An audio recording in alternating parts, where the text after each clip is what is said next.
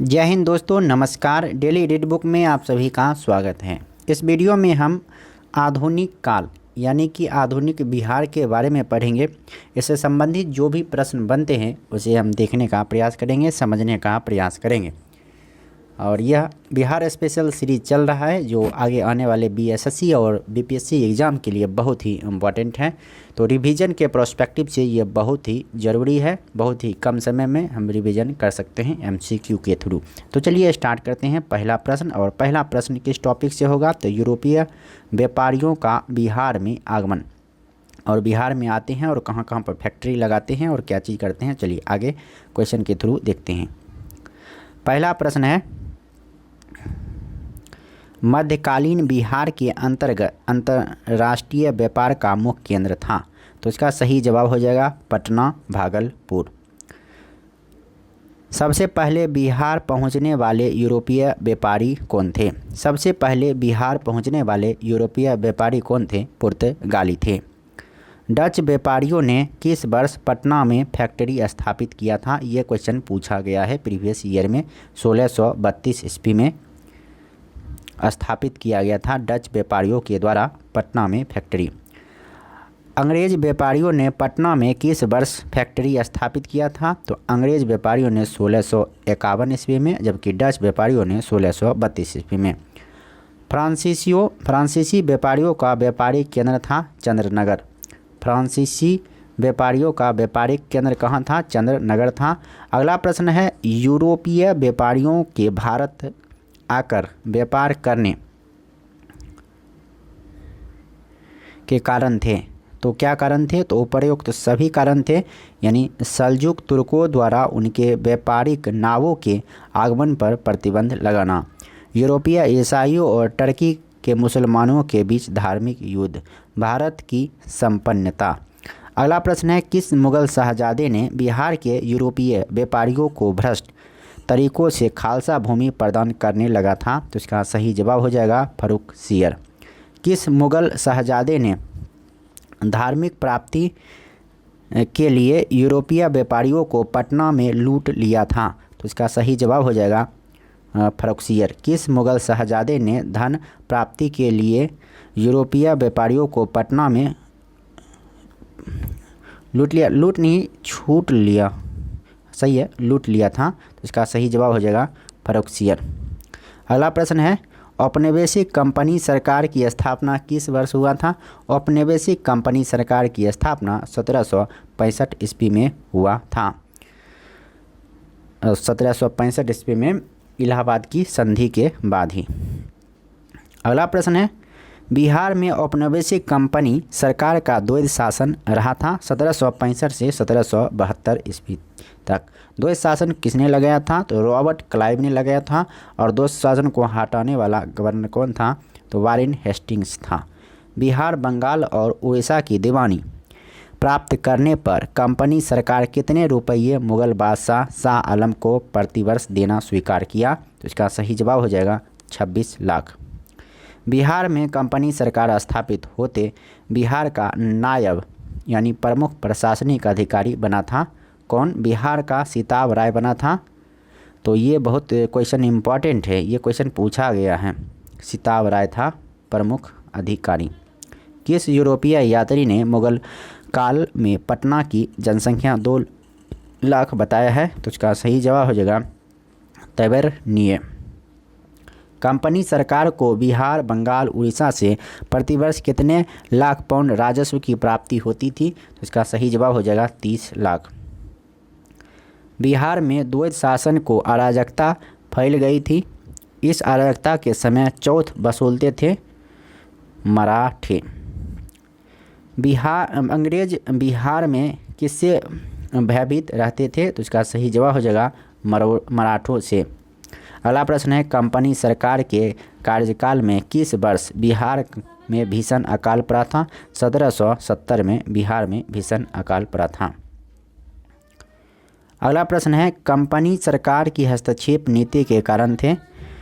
तो राजस्व वसूली, प्रशासनिक पकड़ मजबूत करना और सभी को नियंत्रण में रखना, ये कारण थे। तो इसका सही जवाब हो जाएगा उपर्युक्त सभी। बिहार में नोनिया विद्रोह जो कि 1770 से 1800 के बीच हुआ था, इसका क्या कारण था? सोरा कारण था।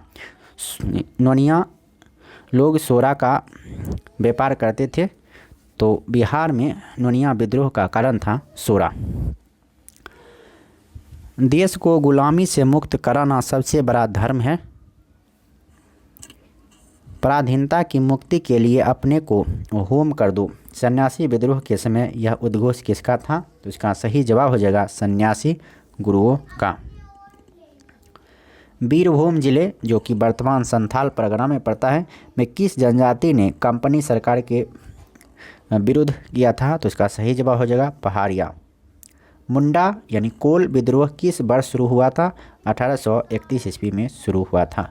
संथाल विद्रोह किस वर्ष प्रारंभ हुआ था? 1855 ईस्वी में प्रारंभ हुआ था। लोटा विद्रोह किस जिले में हुआ था? लोटा विद्रोह हुआ था मुजफ्फरपुर जिले में।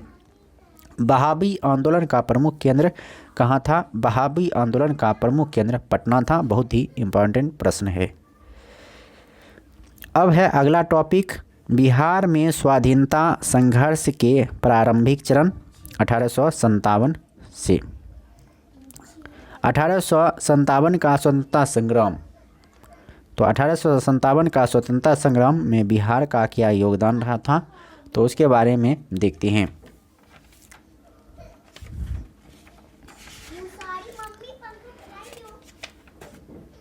पहला प्रश्न क्या होगा? पहले क्वेश्चन को देखते हैं। पहला प्रश्न है, बिहार में 1857 का सैनिक विद्रोह कहाँ से शुरू हुआ था? तो इसका सही जवाब हो जाएगा रोहिणी से शुरू हुआ था। ऑप्शन सी सही है। बिहार में पहला सैनिक विद्रोह कब हुआ था? 12 जून 1857 को शुरू हुआ था। दानापुर छावनी के भारतीय सैनिकों ने कब विद्रोह किया था? 25 जुलाई 1857 को। विद्रोही भारतीय सैनिकों ने किसे अपना नेता चुना? विद्रोही भारतीय सैनिकों ने किसे अपना नेता चुना?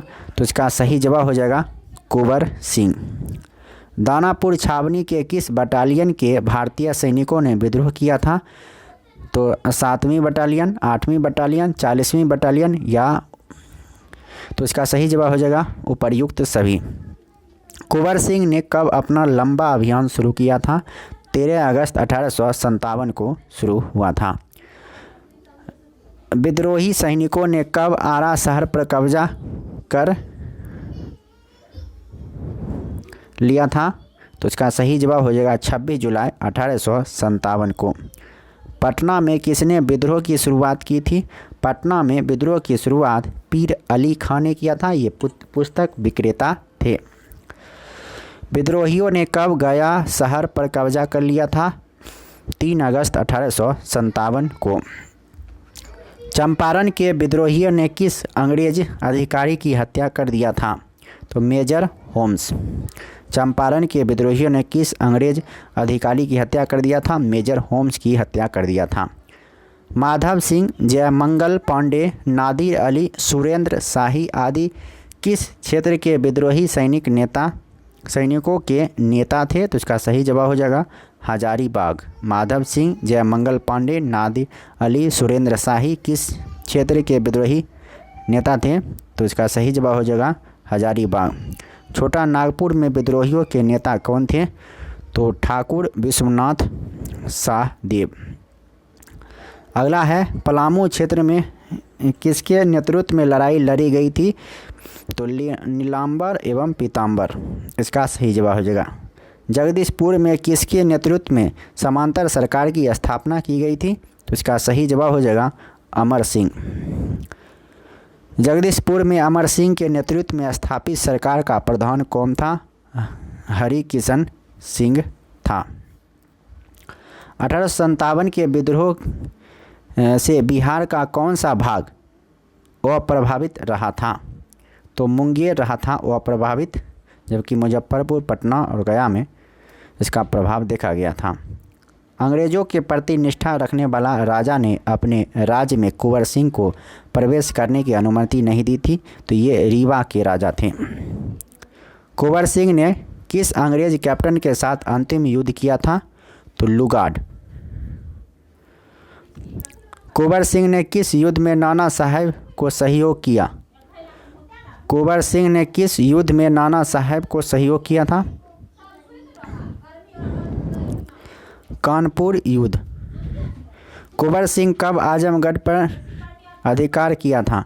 तो 26 मार्च 1858 को।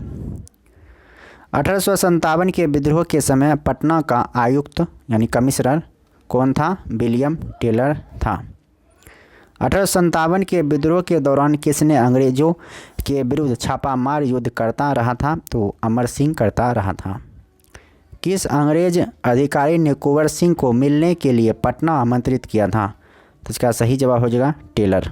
मोहम्मद हुसैन खां किस क्षेत्र में विद्रोह का नेतृत्व किया था? तो इसका सही जवाब हो जाएगा छपरा। कुंवर सिंह के छोटे भाई व छापामार युद्ध के योद्धा अमर सिंह को किसने गिरफ्तार किया था? तो जंग बहादुर ने गिरफ्तार किया था। अब है नेक्स्ट टॉपिक, ब्रिटेन की महारानी विक्टोरिया का औपनिवेशिक शासन व्यवस्था, स्वतंत्रता आंदोलन के विभिन्न चरण। तो ये लगता है कि अंतिम टॉपिक होने वाला है, तो चलिए देखते हैं। पहला प्रश्न है, स्वदेशी आंदोलन का प्रणेता कौन था? स्वदेशी आंदोलन का प्रणेता था सखाराम गणेश देवस्कर। देशेर कथा यानी देश की बात के लेखक कौन था? सखाराम गणेश देवस्कर थे। औपनिवेशिक अर्थशास्त्र के रहस्य को सर्वप्रथम प्रकट किया था सखाराम गणेश देवस्कर ने। क्रांतिकारी संगठन अनुशीलन समिति की एक शाखा पटना में स्थापित किया था। तो इसका सही जवाब हो जाएगा सचिंद्र नाथ सन्याल, और ये क्वेश्चन पूछा गया था। सखाराम गणेश देवस्कर ने किसे मारवाड़ी व्यापारियों को स्वदेशी व्यापार से जोड़ने के लिए कार्य करने को कहा था? तो इसका सही जवाब हो जाएगा नागरमल मोदी। स्वदेशी आंदोलन के दौरान बिहार के किस पत्रिका पर प्रतिबंध लगा दिया गया था?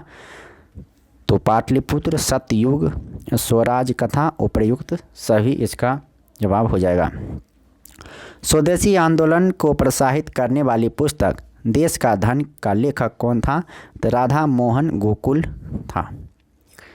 किस वायसराय के इशारे पर एलन ऑक्टोवन ह्यूम ने भारतीय राष्ट्रीय संघ यानी कांग्रेस की स्थापना 1885 में किया था? तो इसका सही जवाब हो जाएगा लॉर्ड डफरिन। किस राष्ट्रवादी नेता ने ए.यो. ह्यूम द्वारा स्थापित भारतीय राष्ट्रीय संघ को अखिल भारतीय कांग्रेस के रूप में परिवर्तित किया? तो इसका सही जवाब हो जाएगा लोकमान्य तिलक।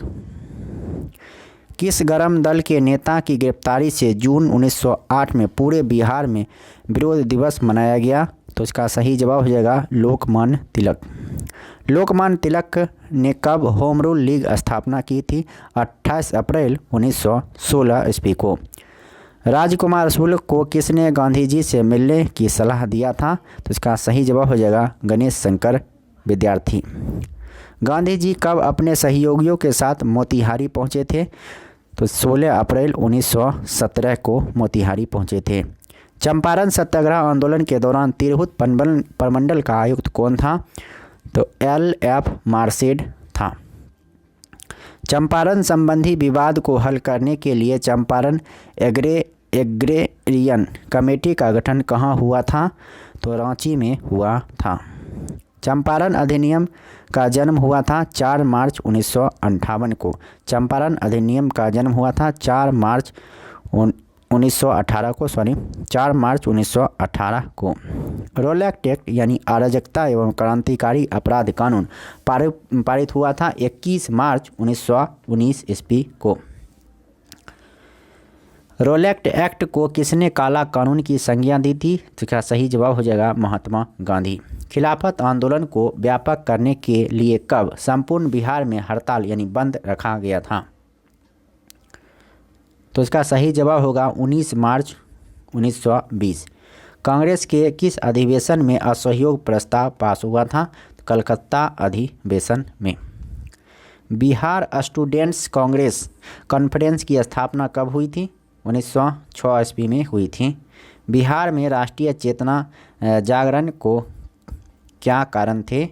तो उपर्युक्त सभी कारण थे। औपनिवेशिक सरकार की नस्लबंदी नीति, अंग्रेजों का अहंकारी स्वभाव, भारतीयों पर अंग्रेजों का अत्याचार। बिहार छात्र परिषद का गठन किया था राजेंद्र प्रसाद ने। बिहार छात्र परिषद का गठन किसने किया था? राजेंद्र प्रसाद। बिहार प्रांतीय सम्मेलन का पहला अधिवेशन 1908 ईस्वी में कहाँ हुआ था? पटना में हुआ था। बिहार में कब होम रूल लीग की स्थापना हुई थी? बिहार में होम रूल लीग की स्थापना 16 दिसंबर 1916 को हुआ था। बिहार में होम रूल आंदोलन के संस्थापक थे राजेंद्र प्रसाद। अगला प्रश्न है, पटना होम रूल लीग के किस नेता ने विजयदशमी के दिन भारत माता की पूजा आरंभ करने का विचार रखा था? तो रामपूरन चंद। बिहार के किस जिले में होम रूल का प्रचार नहीं हुआ था? चंपारण में नहीं हुआ था होम रूल का प्रचार। अगला प्रश्न है, गो हत्या रोकने के लिए बिहार में गोरक्षणी सभाओं की स्थापना हुई थी 1893 ईस्वी में। स्वदेशी आंदोलन के सक्रिय सदस्य खुदीराम बोस और प्रफुल्ल चाकी 30 अप्रैल 1908 को किसकी हत्या करना चाहते थे? किंग्सफोर्ड।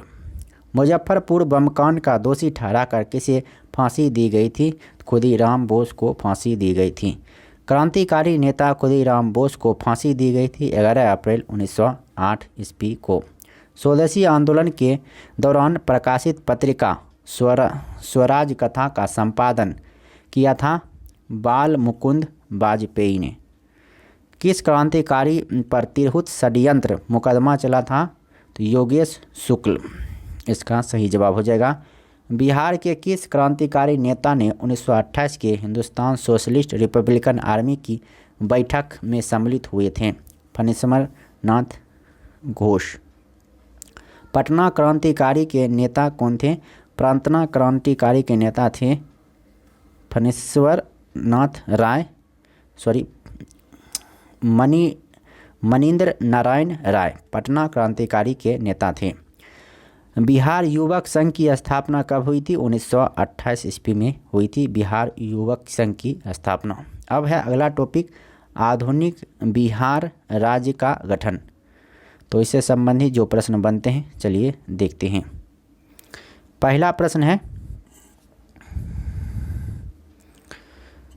मुगल बादशाह शाह आलम द्वितीय द्वारा ईस्ट इंडिया कंपनी को कब बंगाल, बिहार और उड़ीसा की दीवानी प्रदान किया गया था? 12 अगस्त 1765 ईस्वी को और 12 अगस्त 1765 ईस्वी को ही इलाहाबाद की संधि हुई थी और इसी के बाद ईस्ट इंडिया कंपनी को बंगाल, बिहार और उड़ीसा की दीवानी सौंप दी गई थी। कंपनी सरकार की राजधानी थी। कंपनी सरकार की राजधानी कलकत्ता थी। बिहार में कंपनी सरकार का प्रशासन शुरू होते प्रशासन में किनका वर्चस्व स्थापित हो गया था? बंगालियों का। बिहार के प्रशासन पर बंगालियों का वर्चस्व हो जाने पर बिहार के किस समाचार पत्र में व्यंग्यात्मक टिप्पणियां हुआ करता था? बिहार टाइम्स। किनके संपादन में बिहार टाइम्स निकला करता था? महेश नारायण। महेश नारायण के संपादन में बिहार टाइम्स निकला करता था। बिहार टाइम्स कब से निकलना शुरू हुआ था? बिहार टाइम्स 1894 से निकलना शुरू हुआ था। अगला प्रश्न है, बिहार के किस उप राज्यपाल को महेश नारायण ने 1894 में बिहार को बंगाल से अलग करने का ज्ञापन दिया था? Charles Elliot. बिहार को बंगाल से अलग करने संबंधी लेख the partition of the lower provinces an alternative proposal 1904 में हिंदुस्तान रिव्यू में प्रकाशित हुआ था। यह किसके द्वारा लिखा गया था? तो इसका सही जवाब हो जाएगा सच्चिदानंद। बंगाल का बंटवारा सांप्रदायिक आधार पर किस वायसराय ने 1904 में किया था? तो इसका सही जवाब हो जाएगा करजन। सच्चिदानंद और महेश नारायण के विद्वतापूर्ण लेख के आधार पर बिहार को बंगाल से अलग करने संबंधी पुस्तक का निर्माण किया गया था, partition of Bengal and separation of Bihar. Bihar को बंगाल से अलग करने संबंधी बिहार प्रादेशिक सम्मेलन का दूसरा अधिवेशन भागलपुर में हुआ था, जिसमें बिहार को पृथक राज्य का दर्जा देने की मांग की गई थी। यह अधिवेशन कब भागलपुर में हुआ था? तो 9 से 10 अप्रैल 1910 को। इंग्लैंड का सम्राट जॉर्ज पंचम का शाही दरबार 1911 में कहाँ हुआ था? दिल्ली में हुआ था। जॉर्ज पंचम के शाही दरबार में बिहार को उड़ीसा सहित बंगाल से अलग करने की घोषणा कब की गई थी? 12 दिसंबर 1911 को की गई थी। बिहार उड़ीसा संयुक्त प्रांत गठन करने संबंधी अधिसूचना सरकार की ओर से जारी हुआ था 22 मार्च 1912 ईस्वी को, इसीलिए 22 मार्च को बिहार दिवस मनाया जाता है। बिहार प्रांत का औपचारिक गठन किया गया था 1 अप्रैल 1912 ईस्वी को। अगला प्रश्न है, बिहार को उड़ीसा से अलग किया गया था 1 अप्रैल 1936 ईस्वी को। बिहार उड़ीसा बंटवारे के बाद विभाजित क्षेत्र रहा था सरायकेला खरसावां। बिहार के कितने प्रतिशत भूभाग को काटकर झारखंड राज्य का निर्माण किया गया था? 46%। बिहार के दक्षिणी हिस्से को काटकर कब झारखंड राज्य का निर्माण किया गया था? 15 नवंबर 2000 ईस्वी को। बिहार के किस मुख्यमंत्री के कार्यकाल में बिहार के दक्षिणी हिस्से का काटकर झारखंड राज्य का निर्माण हुआ था? राबड़ी देवी। अब है अगला, बिहार में नागरिक सरकार का गठन। तो पहला प्रश्न है,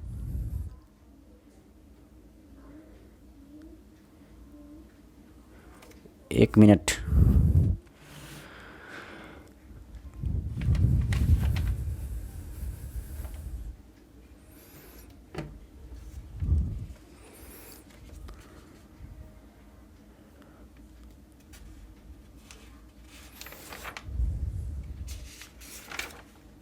बस तनिक ही बचा है, लास्ट टॉपिक है, सॉरी लास्ट टॉपिक है, तो स्टार्ट करते हैं। पहला प्रश्न है, गणतांत्रिक शासन व्यवस्था विश्व समाज को कहाँ प्राप्त हुआ? तो इसका सही जवाब हो जाएगा बिहार में। अगला प्रश्न है, भारतीय संविधान के अंतर्गत बिहार विधानसभा की सदस्यों की संख्या तय की गई। तो इसका सही जवाब हो जाएगा 330।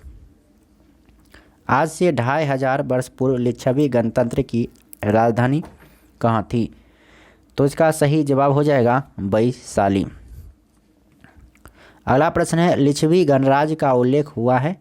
लिच्छवी गणराज्य का उल्लेख हुआ है उपयुक्त सभी यानी Anguttara Nikaya, Vinaya Pitaka, Fahien, Yuan Chuang, Hiuen Tsang, Itsing आदि बौद्ध तीर्थ यात्रियों के वृत्तांत में भी।